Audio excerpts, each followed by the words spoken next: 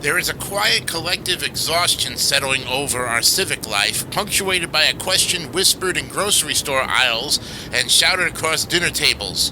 Why can't we just have a normal country?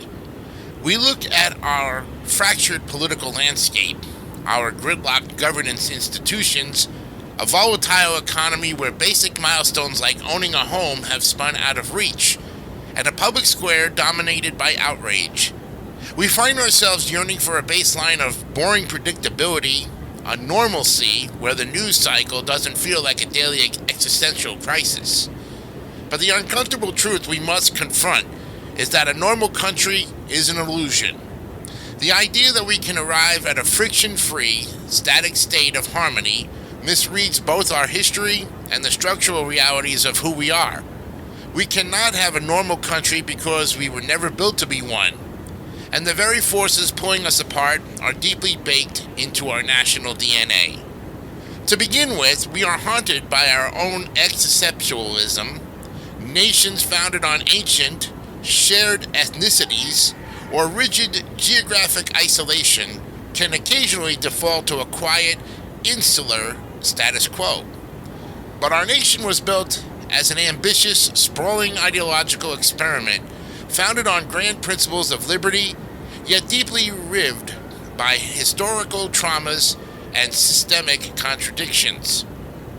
When your national creed begins with a revolutionary promise like, "We the people," you are inherently signing up for a perpetual argument over who, exactly, gets to be included in that phrase.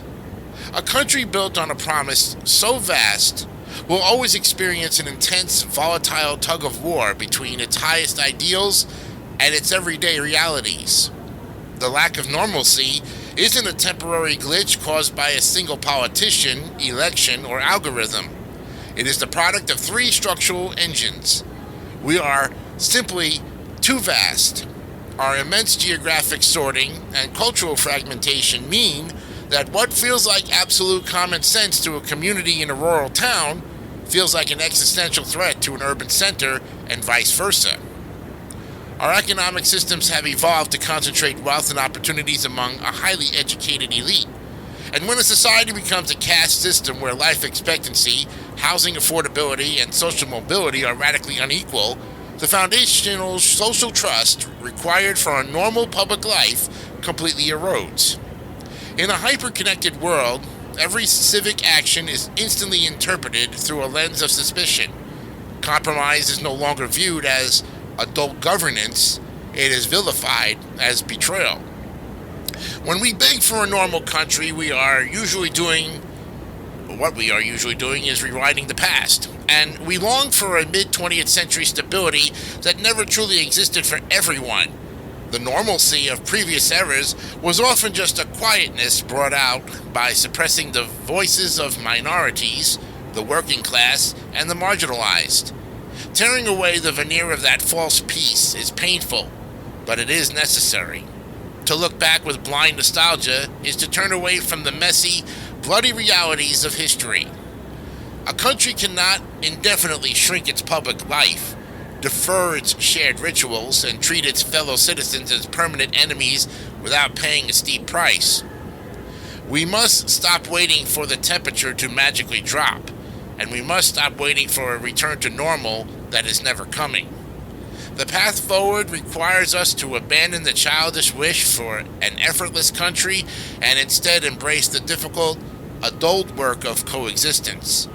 This means rebuilding a functional sense of justice that recognizes our shared humanity, honoring the civic guardrails that prevent a winner-take-all political landscape, and realizing that freedom is not an absolute right to do whatever we want.